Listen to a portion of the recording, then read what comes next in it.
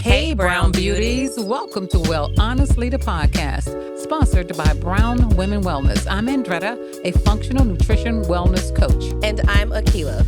We are your mother-daughter hosts, bringing two different generations together weekly to educate you on all things related to health, nutrition, financial, and mental wellness during these changing times. Once we know what choices we have, we can do better because we know the struggle to stay healthy is real. We invite you to come as you are, but leave inspired to become your best healthy self. So let's get started.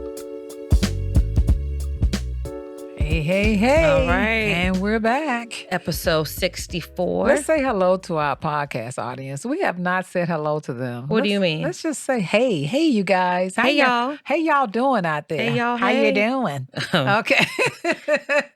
I mean, why don't we wait for them to say something back? I know. If they say something back, we're going to get up out the studio. Yeah.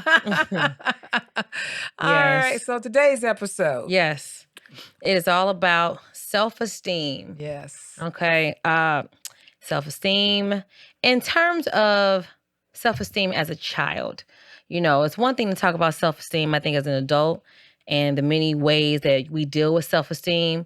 But as an adult, we want to focus on how self-esteem as a child, really can set you up for either success or set you up for a tougher road as you become an adult. Because it all starts when you're a child. Your It self-esteem starts when you're a child. And in case you don't know what self-esteem is, it's how you feel about yourself. In the most simple way that's possible. Pretty much how you feel about yourself. And we all got our low self-esteem stories. I have one. Mine, I was considered dark skinned when I was a child. Okay. And so my best friend was considered quote unquote light skinned. And we hung out together all the time. But it was always made, I always had little remarks made about my skin color. And it made me self-conscious because I started thinking that maybe I was blacker than black, and she seemed to get all the attention. My light-skinned best friend was getting all the attention. She was the queen of this and all of this. She was just everything. And here I was, my little dark-skinned self. And she used to feel self-conscious about it herself because whenever she got picked to be a queen or something, she would say, only if you would let Andretta be my sidekick. I would have to be on her court, something. She always made sure that I was around because she knew that I was being discriminated against. And it took me a while to get over that, actually. Colorism is a very real thing in our community. Yeah, so that was my low self-esteem story. I mean, I think I had low self-esteem as a child because I would consider myself to be, what is that? What is the term when... I blossomed later in life, I feel like. So I grew into my looks. I grew into my body and all that as I got older in life. So, comparing myself to others and looking at myself and like, why is this happening? Why do I look like this? That type of stuff. It generally impacted me. And I was always like a little waif-thin child. And I was always quirky and all of the kind of stuff. And so, that wasn't popular back in the days. And so growing into who I was took some time. But, in hindsight, I think the moral of this podcast is that for those who have children, those who are looking to have children, or those who are trying to heal their inner child, right? Because so let me back up. One of the ways that I healed my self-esteem for me personally, this journey to really kind of focus on showing up as my best self and healing my own childhood wounds as far as my self-esteem is concerned, started about maybe 2.5, 3 years ago. And it started with therapy to talk about just some of the things that I needed to process and unpack from as a child that affected me as an adult. And self-esteem doesn't have to be with just looks. Self-esteem could be with just how you think, how you show up in the world. It doesn't always have to be look-based. 9 times out of 10, though, with women, it always ends up starting with the looks, especially as a child. So yes, going to therapy was the first one that helped me out. The second one was embracing who I was. Yeah. And that took time. That took time with reflection on how do I like myself? And if I don't like myself, what do I not like that I need to change if I can change it? Those things really helped me on my journey. Well, one of the things, and I want to digress a little bit. There is this scientist. I'm sorry, not scientist. She's a psychologist. Her name is Demetria Lucas, and she gave some ways in which to introduce self-esteem to children. And one of the things that she said was, you got to introduce your children to God and their unique purpose on this earth. And so she said countless children struggle with depression because they have a lack or a sense of purpose. So they're like, why are we here? What are we doing here? Because a lot of children are born out of conditional love. Okay, not unconditional, conditional love. We have right now so many families that are split apart. We have so many families that don't have fathers in the households. Now we have families that don't have mothers in the household. And so we have children now that are born into households that are not together. So starting right there that starts your self-esteem purpose right there, because you don't have the family unit. So you really have to, she said, you have to help children find their unique and special gift, because everyone is blessed with at least one superior gift. So when your children recognize their gift, it increases their self-esteem because they have a tangible evidence that they are indeed special and unique. Go ahead. So that's it. I'm just saying. Well, I think to that, really accepting children as they are and embracing that. I know I grew up where your elders always wanted you to be what they wanted you to be. And it went from teachers, your parents, aunties and uncles, all that stuff. But really somebody just saying, okay, you are you and I accept that. Correct. And starting that early will get you farther in life. Yeah, when we come back, we're going to do some real talk on how low self-esteem can hold you back and what can you do to raise it, Yeah. So we'll be right back.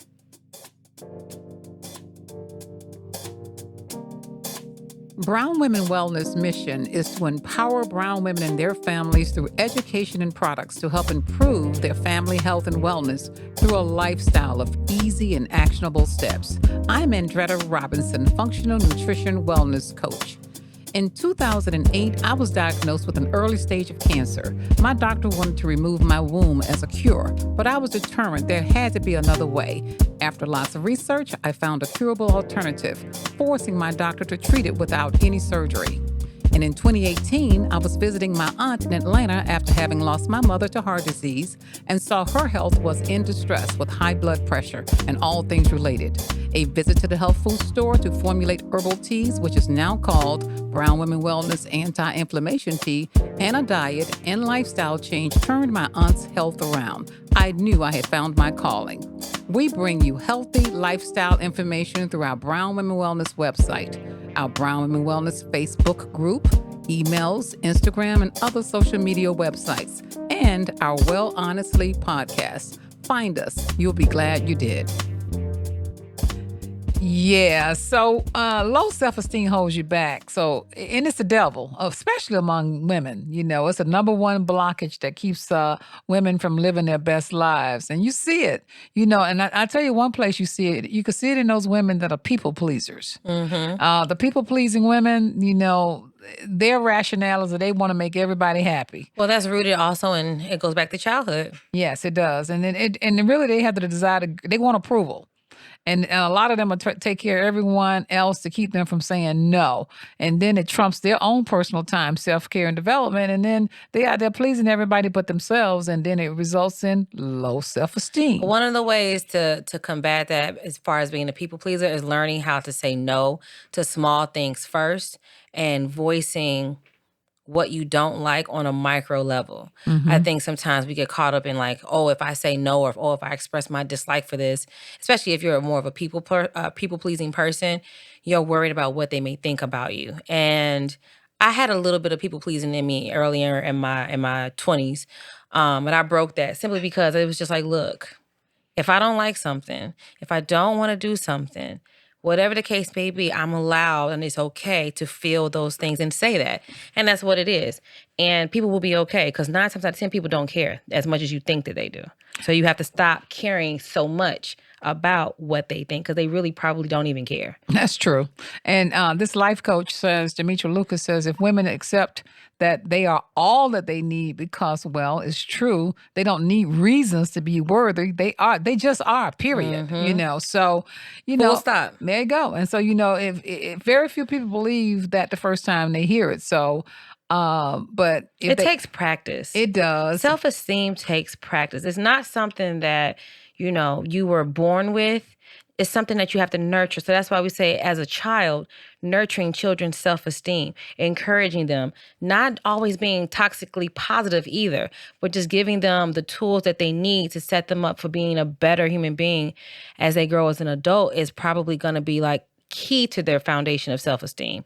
You know what I mean? Not living in a fairy tale bubble and not killing kids' dreams and goals and aspirations, because a lot of us don't pursue what we want because somewhere along the line, somebody killed our dream when we were a child. Right. That's true. And it happens so subtle. It doesn't always have to be an outright ridiculous story. Right. It could just be a constant hearing of no's and a constant subtle things. Oh, you can't do that. Right. Or, oh, you're not built for that. Or, oh, you're this, you're that. We kill kids a little piece of them every single time we discourage them from something that we see in them that they don't even see in themselves. True. And that's where we as adults need to check ourselves that whenever we're around kids, like, look, stop all your projection. Yes. Let these kids be kids. Yes. Because you want it to be yourself too, and somebody projected on you. So let's not do that to our children. And what you said earlier is true. It's not an overnight process. There are no shortcuts, and it does require hard work, but it's worthwhile because it's worth it. Because when your self-esteem changes for the better, the rest of your life is going to change too. Yeah, it's worth it. It's hard. It's not an easy journey, but I do think that it's one that's worth it. And the cool thing about it is you find yourself on the other side and you don't even realize you're on the other side. You just feel good one day about your choices, about who you are, how you show up, the decisions. And then another key part of that too is you're okay with the things that you weren't probably okay with in the past. True. That's when you know that you've just made it into a place where it's like, you know what? I'm good exactly as I am. And I forgive my past. I heal all of that. And I'm moving forward with how I want to present myself in this world. But that takes self-reflection, accountability, and then making conscious efforts every single day to show up as who you want to show up as moving forward in your life. I'm very proud of you, Akila. It sounds good, and you can tell, she definitely has done some work on herself. All right. And she can put I don't know how this got to me. And but you're giving great knowledge and you're spewing out great advice to women, that out there that have gone through it, because we've all gone through it. And a lot of times people don't know how to come out of it. They don't know what to do. So yeah, small steps, but start with being positive about yourself and celebrate the greatness of yourself. Find the thing in you. Listen, everybody got some attribute that is greater than, it's the greatest part of them. Work on, just keep that one attribute out there for everybody to see. And it's not physical. And it doesn't have to be physical at all. It could be, the way your voice modulated. Personally, yes. I love the way that I think. Yes. I like my personality. Yes. I like that. I like the good parts about it. Mm-hmm. I'm okay with the bad parts about it. And I'm also even better at or accepting other parts that I may not realize are being, what's the word I want to say? I'm okay with all aspects of myself. Okay. Meaning that you're going to be the hero in some people's stories, right, the villain in others. Absolutely. Right? Absolutely. But I know that my intentions have always been positive and always been for the greater good. It may not have always shown up that way, but I'm okay with that too. And I think once you get to acceptance, that's like the highest form of self-esteem. Absolutely. Because what is just is. Right. You just need to accept it. And that's the key, is acceptance. That's what I say. Like, you found this part of you that is great. Everybody got a part of themselves that is great. Focus on that part. Yeah. Just focus on that. Don't worry about it. Child, stop caring about these people. Stop giving a damn about what these people think, yes, how they feel. And I'm talking about your mama, your daddy, your auntie, your uncle, your nephews, the people on social media, all of that stuff. It doesn't matter. Especially social media. It doesn't matter. Okay. It does not matter. Do you like you? Right. And if you can honestly say that you don't like yourself, and you don't have to say that to nobody but to yourself, what don't you like? Is it something within your control? What was that television show? Didn't change it. Where she looked in the mirror all the time and she had all the post notes on it. That was it? being Mary Jane. Being Mary Jane. She was a mess. Yeah. But you know what? Yes. But you know what? I'm a proponent of whatever it takes to get to the other side. Yes. Do it. Yes. If it's a Post-it note, if it's therapy, if it's screaming at the top of your lungs every morning for 5 minutes, if it's going to get that weekly massage, if it's ignoring the toxic person that's in your life or cutting somebody out that you know that you needed to, but you haven't done in a while, if it's setting boundaries and sticking to the boundaries, which is a hard thing to do, but when you do it, it's uncomfortable, but it works. Whatever it takes to get to the other side of where you are, where you don't want to be, you need to go ahead and make the effort to do it because you got one shot at this physical life. That's right. Good advice. And on that note, we can wrap this episode up. Follow us. I tell you. Anywhere that you would like on socials, Brown Woman Wellness. Well, honestly, the podcast, our website as well. Find us in the Facebook group. Please join our Facebook group. We at Brown Women Wellness. That's all you got to do is type it in. It's private. And we'll let you in. Yeah. Okay. All right. Let's wrap it up. On that, peace out. Thank you for listening to Well Honestly, the podcast. If you want to know more about us and our products, check us out over on our website at brownwomenwellness.com. And remember, ladies, we are not doctors, and any information shared by us is not medical advice. Always follow your doctor's advice. And don't forget to rate and review our podcast and let us know what you loved about this week's episode. And please subscribe to wherever you listen to your favorite podcasts. Feel free to email us and let us know what you would like to hear more of from us. Don't be afraid to say hi. We'll say hi right back to you. Don't forget to find us across all social platforms at Brown Women Wellness. As always, show notes with the links to what we talked about today in this week's episode will be in the description box below. Thanks for listening.